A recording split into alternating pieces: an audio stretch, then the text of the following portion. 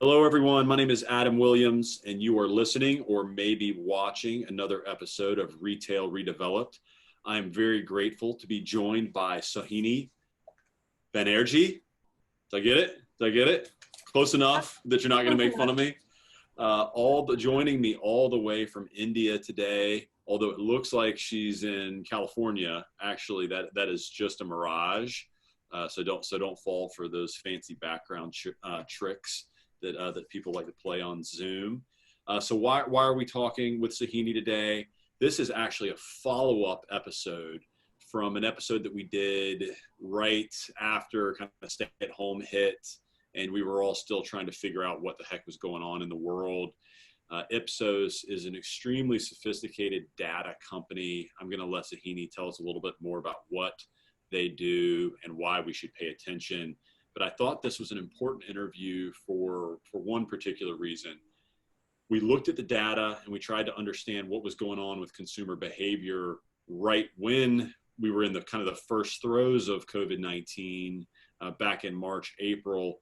Now that it's sunk in, there's a tremendous amount more data about consumer behavior, who has lost, who has won, who is reading the data the correct way, yada, yada, yada. So I thought it would be an excellent opportunity to just come back and revisit with these guys and have them educate us a little bit more about what is going on. Shohini, thank you so much for joining me. It is 8 o'clock at night or 9 o'clock at night over there, and you're a wild person because you're drinking coffee, and I'm still drinking coffee over here on the East Coast of the United States. So thank you for joining me.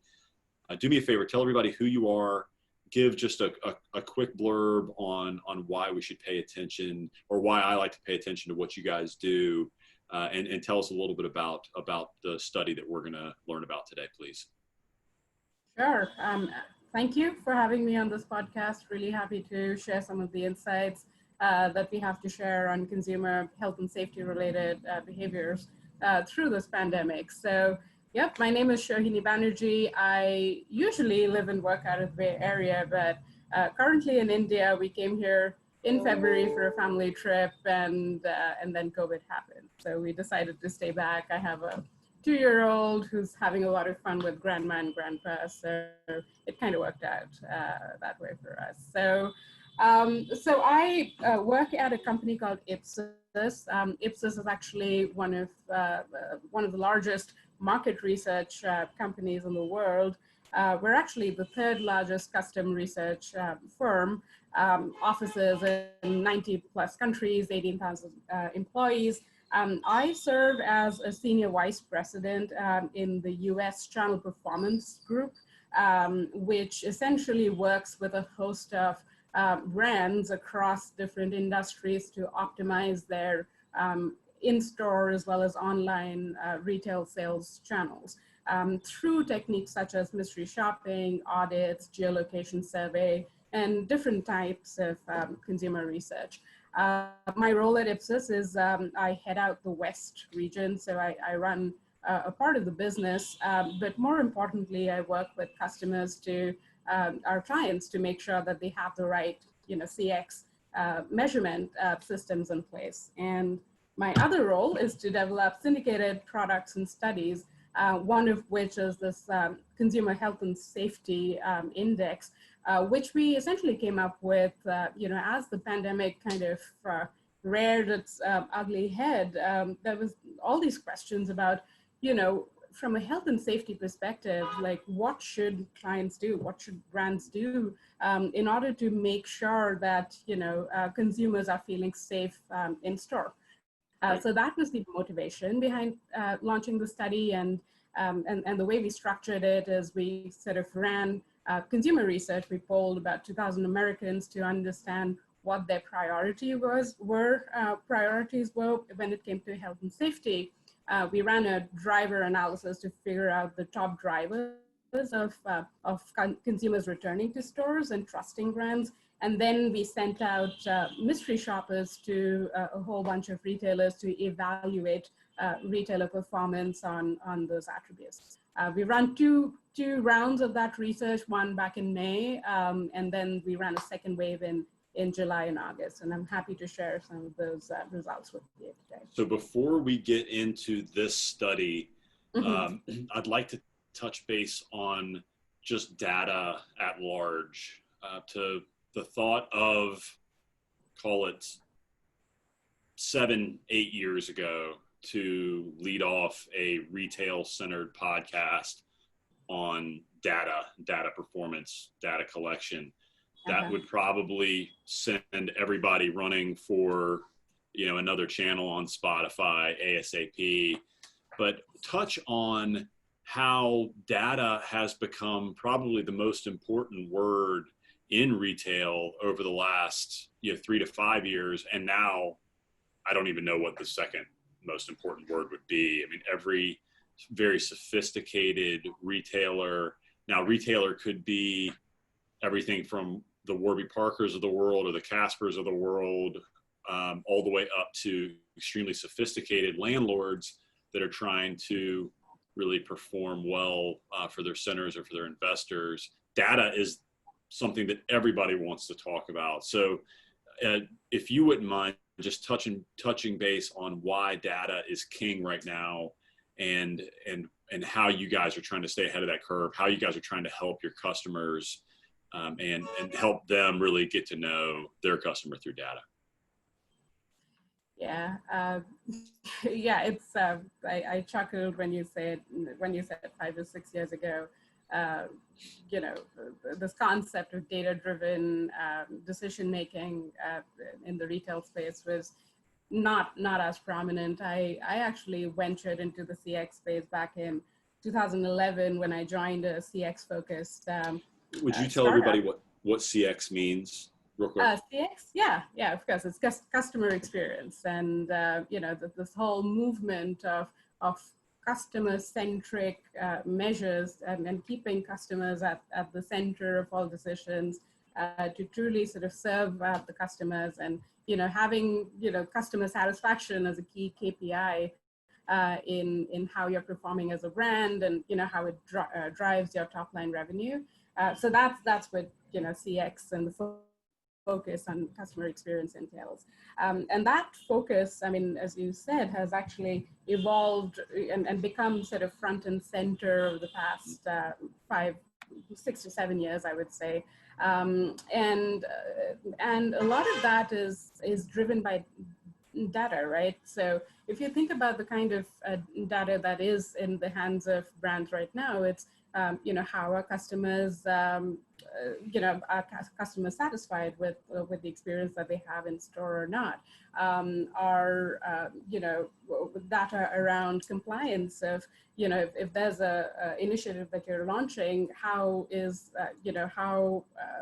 a brand actually performing against those standards? So there's data around that. There's data around foot traffic in stores, and as brands kind of move more towards online shopping methods, and that actually has been accelerated with the pandemic. There's data around who is coming to my website, what are the click-through rates, what are the landing page rates, how is my conversion looking, where are the drop-offs in sort of the process of making an online purchase. So suddenly, there's so much data that kind of, has been made available over the past few years. It's now front and center, and the brands that will succeed are the ones that will make use of this data to truly understand what the customers really want, catch on to that pulse, and act on it. That's essentially the world that me and my team live in on a day in and day out basis. So let me ask you a follow-up on that. This is something that I think about a lot because I'm a nerd. What can a legacy company, let's just pick one that everybody knows, like a Macy's, or let's actually not pick a department store because they're getting hammered right now, but any legacy brand that has been around for the last 20 years, do you think it is possible, or maybe a better way to put it, probable, that these brands can wake up and excel in this new data-driven world? Or do you think that they are going to be on their back foot into perpetuity because these new direct-to-consumer brands, this data collection and data-driven, analytic-driven decision-making is native to their DNA? Like, it's just how they have operated because that's the only way to operate a direct-to-consumer brand. Do you think these legacy brands can stay relevant in this new age, or do you think that they're going to be playing catch up forever? Yeah, that's the thing about data. It's democratic, right? Anybody who wants to use data in the right way, Yeah, but you can't just like turn that spigot on. You've got to make it a massive priority. And these legacy companies aren't, they're not, jet skis. They're battleships when it comes to making decisions and turning the ship. yeah, Do you see a yeah. lot of pushback, a lot of, having to twist people's arms to take this seriously from the older companies that have been doing things a certain way for a long time and been extremely successful back historically? Yeah, I think any legacy company that wants to succeed and kind of thrive in the coming decades realizes at this point that, that's a pivot that they want to and need to and have to make. And so, we work with a lot of these brands, which have, been household names for years. And there's definitely, a basic understanding of, this is sort of the one thing that you need to do in order to truly evolve yourself as a brand. So there's definitely that buy-in. And honestly, as a brand, you need to have that resolve, from the top leadership. You need to have that focus on data-driven decision making, that focus on customer centricity, and the brands, who have that focus right from the leadership level, from the CEO, the CMO of the company, all the way to the frontline staff, the person that you're interacting with to check out sort of the items that you want to buy. The companies that have that focus and that alignment throughout the, all levels of the organization, those are the companies which will actually sort of survive, through the years. So I think it's, for a legacy company, that should be a priority to make sure that you're listening to your customers, that you have all your sort of touch points, you're listening into all your touch points, you're looking at your traffic data, you're looking at sort of your online data, you're making that pivot towards a digital space. And the advantage that a lot of these legacy companies have is that they have that brand recall and they have the retail sort of footprint, right? Now the retail footprint, the nature of it is going to change, right? Like, the large departmental stores and in malls, for instance, are, those are extremely expensive and sometimes loss making to maintain. And therefore, at some point there will be sort of actually as part of, this transition that we're going through, there will be downsizing and the nature of the in-store experience is going to change. The in-store channel is going to become more like experiential, a concept store where it's an opportunity for the brand to interact with customers, whereas the volume of sales will actually be driven, a lot through online. So the advantage that these legacy companies have is that they already have that store operations experience. They have, a retail footprint which they can optimize. They have the sort of, the brand recall that they've built over the years. It really is about making that pivot to sort of adapt to the new world, and the way to do that is to actually listen into all the data points that you have through your CX, your customer satisfaction data, the foot traffic, the online sort of traffic that you're looking at. So it really is about making that pivot in a very intentional manner, and the ones that are able to do that pivot will be the ones that survive. So Shahini, who is doing a good job of that? That, like, obviously, like, Amazon's probably pretty good at data, right? Let's Yeah, those guys are good. You know, Warby Parker, I'm sure, is really good at data. Mm-hmm. Who would surprise me? Like, who has made this a focus? Like, who would surprise me that's really kicking ass at data right now? Like the very obvious one that I hope you weren't gonna say this one because I'll say it. Like the strides that Walmart has made in the past year, like their Mm-hmm. consumer experience. Like I'll say it right here. I love shopping at Walmart. Because they sell the same. I have this conversation with my wife. It's all the same brands. Like I get it. If I go to my local grocery store, it's the same freaking brand and it's 25% more. And now that Walmart has kind of Amazoned their process, their app is awesome. Their delivery times are awesome. It's totally frictionless. The returns are just as good as Amazon. Like they have obviously woken up and did not want to go to the, have done to them what they did to Kmart, right? They have stepped up. So that was an obvious player. But who else would kind of surprise somebody that you say like, hey, you might not think about it, but these guys have gotten the memo and are really stepping up. I think the one name that comes to mind is probably Best Buy, right? I don't know if that's a Okay. surprise because, that's a No, retailer. I'm kind of surprised. You are. Yeah. So if you think about Best Buy, so they've actually been doing pretty well as a retailer, like even as a lot of, the players in that space have kind of, fallen apart.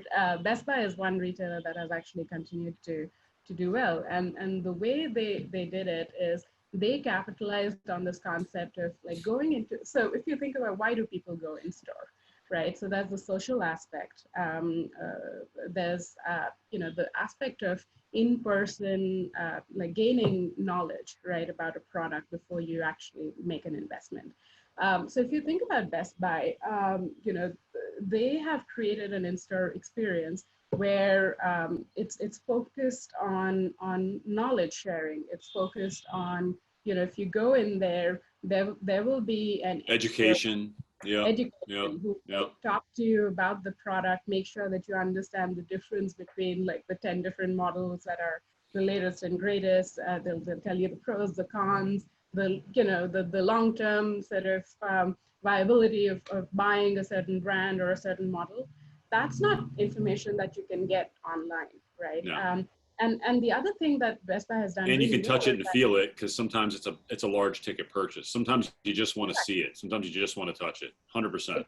Like I'm not going to buy a beautiful new sports coat that that I want to wear to a big meeting online. Like unless I say that except for like Suit Supply and those groups. Like I can go and touch something, know that they have my fit, and then I'll order something online.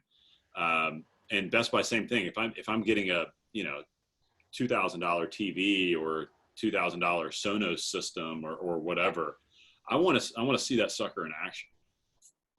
Exactly. Makes total sense. Exactly. And the other thing that Best Buy has done is that they've still sort of, it's not like they've they've still built on their online channel.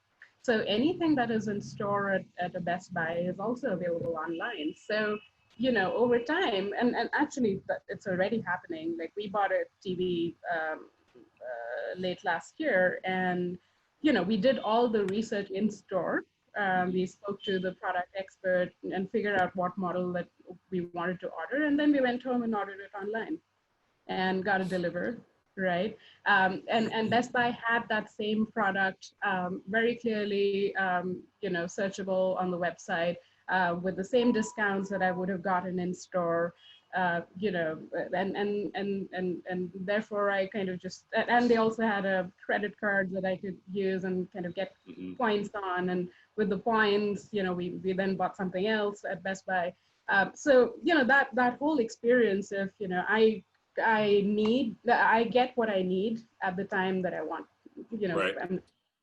Right. I'm in store to understand the product. That's what they give to me. I'm online to sort of just, easily be able to order at my own convenience, schedule a delivery at my own convenience. I don't want to stand in queue to sort of talk to an associate to get me scheduled somewhere. I just want to do it online. And they allowed me to do that. And they give me the same rates, irrespective of what. So you I just love touched that. on something that is very, very interesting to me, and something that I think we're going to see play out in the brick and mortar world over the next few years. So Mhm. I am a brick and mortar guy, right? I'm a real estate Mhm. guy. I like sticks and bricks, and that is what kind of gets me excited, especially as it relates to retail. So let's do exactly what you let's take your exact scenario, right? So Mhm. you're Best Buy, or you know what, you're, you know, J. Crew, or it doesn't matter. It doesn't matter. So you go in, you look around, you find something that you like, but you know what? Today wasn't the day. But then you went home and ordered it just like you did.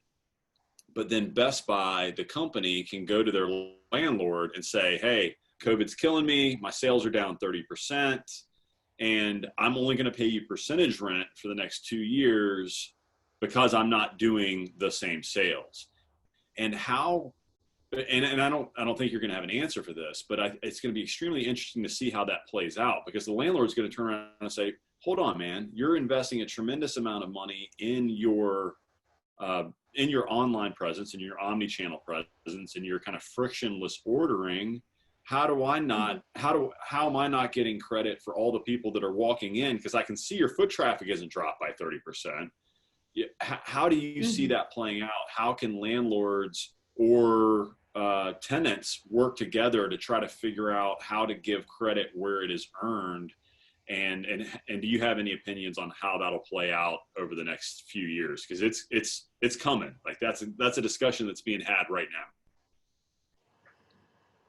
That's actually a very interesting point of view. I've never thought about it that way, but I mean, true. Hey, You we know, need a if you're a survey. landlord, Let's get a survey going, Ipsos. Come on, it's what you guys do. yeah. Well, yeah. That's one way to understand, a problem better. Um, but yeah, I mean, if you're a landlord, you do kind of want to get the credit.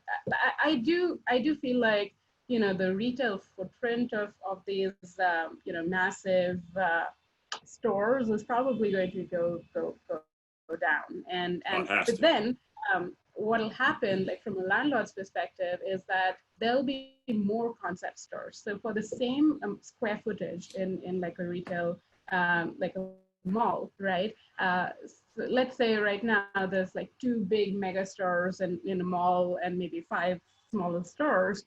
I think the mall of the future, from the landlord's perspective, will, like, those two mega stores will probably get replaced by smaller versions of that same store, where they're just trying to communicate the brand story and communicate the education and the knowledge aspects. And then that retail space will probably get repurposed, right, to have like other stores open up brand concept stores, right? I think that's probably what's going to happen. And from a landlord's perspective, you'll have more tenants, right? And from a retailer's perspective, it'll kind of be this mix of in-store brand experience and sales volumes from online as well as the in-store channel. At least that's my take. Well, and this is already happening, right? I mean, I'm sure that I've used this example before, so I apologize for repeating myself to anybody that is a habitual listener. But you walk into a Bonobos experience store, they don't Mm-hmm. care if you buy anything. In fact, they're Right. almost nonchalant about the purchase process. They're like, listen, man, we're just here to make sure you understand your fit, right? Like, we got one of everything. We got one size that is going to be perfect for you, and then they make sure you understand exactly what your fit is, and then they just want you to shop at some point online. Like, it's really what they're trying to do. So it would Yeah. be shocking. Now, obviously, they're specific because they have 87 different fits, and if you don't order the very specific one, you're screwed, or you're going to look goofy. But I can see that becoming more the norm. And there was an experiential retail tour that a woman named Ronnie Max put together, who is a stud. If you don't follow her, she's very, very interesting to follow.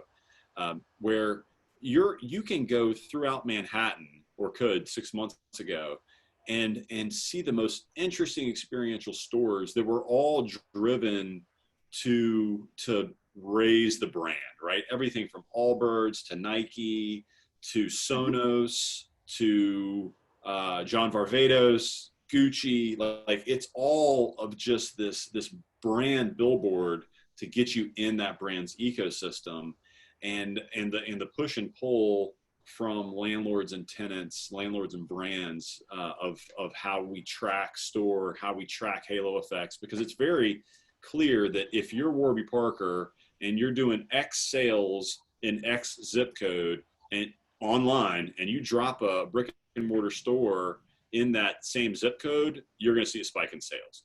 And if people are buying it in that store, it's got to be massively less expensive for that specific transaction than going to hunt, gather, kill online to try to buy those eyeballs. Absolutely. All right, I hijacked the study. All right, let's get into this study before I just listen to or just talk to hear my head rattle for another 10 minutes.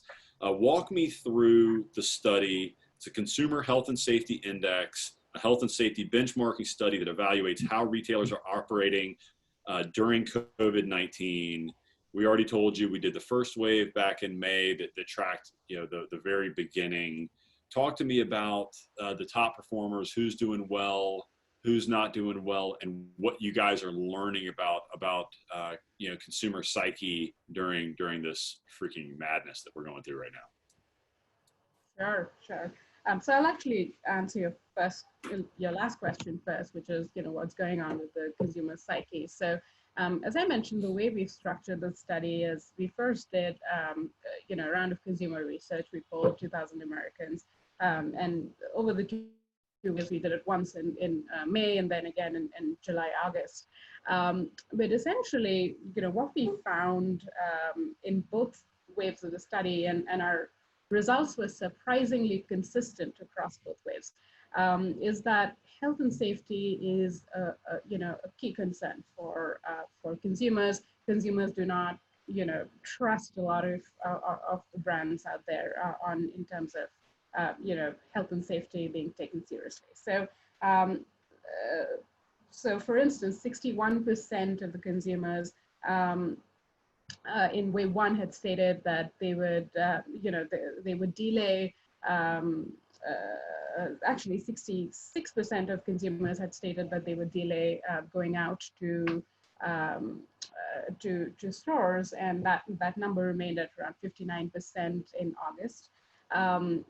2 and 3 people stated that the reason for the delay would be the fear of falling sick, of getting sick. So, it just talks to the hesitation and the concern that that consumers have in terms of actually going in store. We also found that 61% said that they would stop shopping at a retailer that does not take health and safety seriously, down about 1% since May, so pretty much consistent.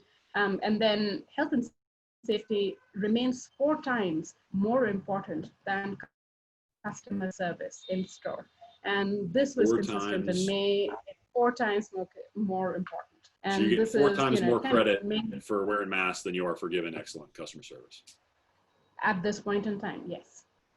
So that's kind of, and we also had, I think 27% say that they would pay at least 10% or more at stores that are taking health and safety seriously. So essentially, people are willing to pay a premium. People value health and safety right now, and people value brands that are taking health and safety seriously for their customers, for their employees, and the ones that are making visible and consistent efforts to keep health and safety a top priority. And I can get into the specifics of what those mean, but like the stats that I just shared indicate like the importance of health and safety at this given point in time. So what can a brand do to get those kind of consumer confidence points? I mean, obviously, everybody's got to be wearing a mask. I think you guys mentioned last time that a uniform look for the mask seemed to register with people because it just seemed like it made it seem like it was ingrained into the brand, this customer safety. What else? What would you say the one or two or three most important things that a brand can do in order to get those kind of safety brownie points? Yeah, so I think, I'll get into the specifics of what brands can do, but the two key words here are visible and consistent efforts. Visible efforts, um, uh, things like active reminders in stores, presence of, employees visibly wiping down surfaces, and then, employees opening doors for customers so that they can, enable a contact-free. Like, I don't want to touch anything when I enter a store, and sort of employees visibly enabling that. Plexiglass barriers, which is a visible investment from the brand to protect you, the customer, and also the employees. And the other one is consistent. So customers want to make sure that whatever is being done at the corporate level, is being driven from the corporate level, which is why employee safety equipment provided by the employee safety equipment consistent in appearance, has been one of the top drivers of returning to stores. So what that means is that if you have a store on 2nd and 4th, which is doing an amazing job of health and safety, but then a few blocks down, there's like another store, of the same brand, which is not doing great, that's something that will not help the brand. So whatever you do, you need to be consistent in terms of you need to be systematic. You need to be consistent in terms of implementing those health and safety measures. And in terms of specific things, as I said, we actually in the consumer data, we ran a drivers analysis to understand which health and safety attributes drive consumers' likelihood to return to stores, and which attributes drive consumers to trust brands more. And the drivers for trust and return were pretty consistent with a few important differences. But in terms of the top drivers of return, they were employee safety equipment provided by the employer. So this talks to the consistency. Social distancing reminders in store. This talks to the visible aspect of implementing and focusing on health and safety. Store entrances, doors open automatically or without hand contact, or employees kind of enabling contact-free entry into the store. Again, a visible sort of effort that you need to put in as a brand to make it happen. Plexiglass dividers at counters and checkout, a visible investment in health and safety measures, requiring customers to wear masks to enter stores. This actually is a very interesting driver of return. This was not something that we saw in May, but it kind of emerged as a top driver of return in August, which probably talks to the shift in consumer sort of attitudes and like accepting masks as something that you kind of have to just deal with during these times. And then if you look at the trust drivers, they're pretty consistent with the return drivers, except there's a couple around hand sanitizer presence in the store. And as I said, employees visibly wiping down high touch areas. So, if there's a grocery store, employees wiping down the carts and the handles on the carts. If it's a telecom store, employees visibly wiping down demo devices before and after each use. So that's the kind of actions that brands can and should take to build that trust as well as likelihood to return for consumers. Who's doing well? Like who is scoring high? What retailers are kind of winning when it comes to this? And is there a certain store, a certain brand, or a certain area that has been kind of an obvious that has obviously missed the boat on this stuff? Yes. So in general, and this has been consistent across both our waves, is grocery stores and big box stores have been the number one and number two performing industries in both our waves. So grocery brands represented 3 out of the top 5 performers in wave one, and they represented 3 out of top 5 performers in wave two. Between grocery and big box, all of the top 10 performers were grocery or big box players in wave one. 9 of the top 10 performers in wave two were grocery and big box. So those are the two industries that have really kind of done well. In wave one, the top performers were Whole Foods, Trader Joe's, and Costco. Within the grocery space, again, Whole Foods, Trader Joe's, and ShopRite are 3 brands that have done well. Costco is also a high performer on our index in wave two. And then in wave two, we also included financial services, banks, because that's an area where customers are starting to kind of go back into. Wells Fargo emerged as kind of the top performing bank, and of the food and beverage outlets that we measured, Panda Express actually ranked as the top performer F&B outlet of the 8. Panda Express. Yeah. That's so random.